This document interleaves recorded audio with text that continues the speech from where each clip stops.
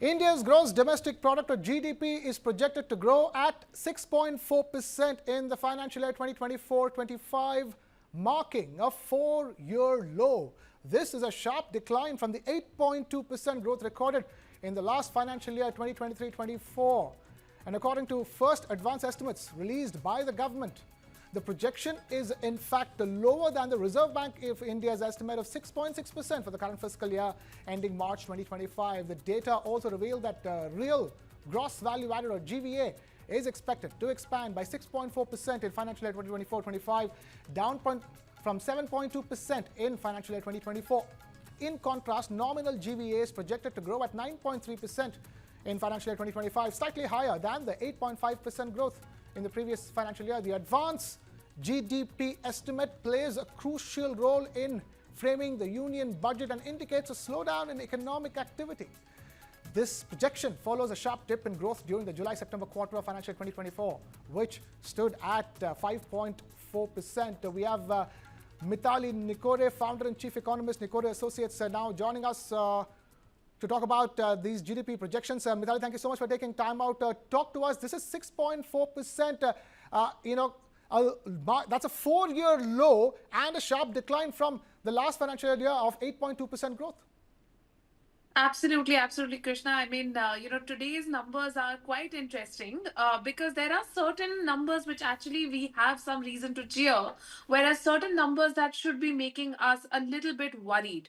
So, the reasons to cheer, I would say, I mean, let's leave aside the overall growth. When we look at the growth in our exports, I mean, this is one number I really want to talk about upfront. It is actually increased by 5.9%. So, this is one of the major leading indicators, I would say, of growth, which will take our growth in the future forward, which is export growth. And it has actually also been matched by a decline in imports. So we are seeing a 5.9 increase, percent increase in exports and a 1.3% decrease in imports. So net exports going up considerably. The second number which should give us reason to cheer is the improvement in the agriculture sector growth, which has actually gone up from about 1 to 1.5% last year to nearly 4% this year. So, this is again a very important trend which we should be cheering about. And the third trend to cheer about is the private consumption expenditure, which is actually increased by 7.5% vis-a-vis 4% last year. So these numbers are very encouraging. But what is bringing our growth down, what is the drag, is really the two numbers which should give us reasons for concern. One is manufacturing sector, where the deceleration has been from 9.9% growth last year, nearly 10%, to just 6.5% this year. So that's one of the major decelerators. And the second major decelerator is the services sector, which has gone down from almost again 9 to 10% last year to 7% this year. So now these are the two sectors which are the growth drivers of the economy, which are the job creators of the economy. So these two slowing down is definitely a reason for concern.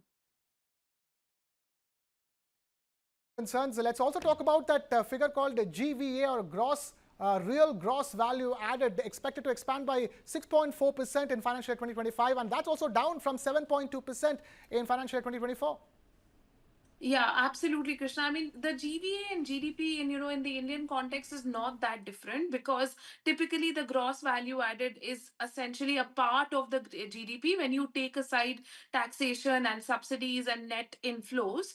So therefore, in this case, we are seeing very similar sort of trends when it comes to the gross value added and the GDP. But of course, the gross value added far more responsive to manufacturing, services, and agriculture, the core sectors.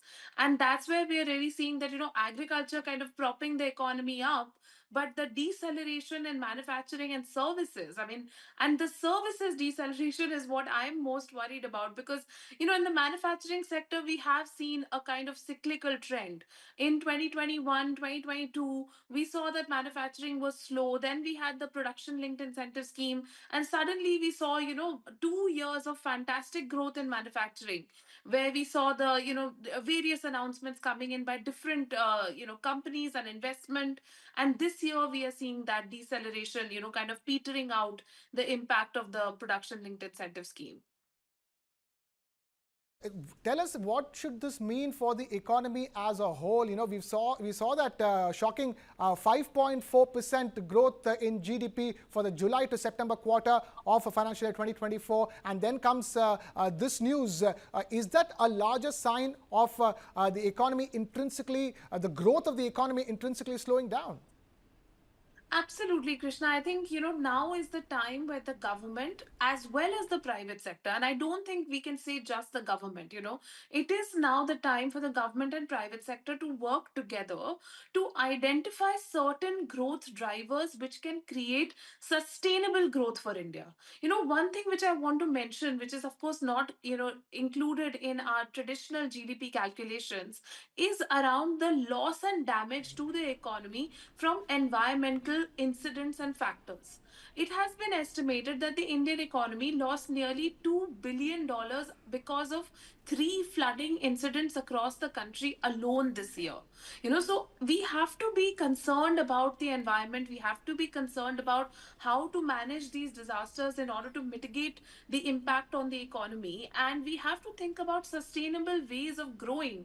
Unless we start thinking about sustainable, growth sectors, circular economy solutions, renewable energy solutions, investing more in, innovative energy and renewable energy, we will not be able to sustain our growth. And this is going to become more and more of a usual occurrence. So we really have to guard against this. And the GDP estimate, is considered an important factor when it comes to making that all-important budget document. We're just a couple of weeks away from the upcoming budget. Do you think the budget will and should ideally contain efforts to spark up the economy? So, Krishna, I think we were together at the last budget as well. I was with you in the studios, and we've been tracking the budget at Nikor Associates for the last, 7 to 8 years, last 10 budgets.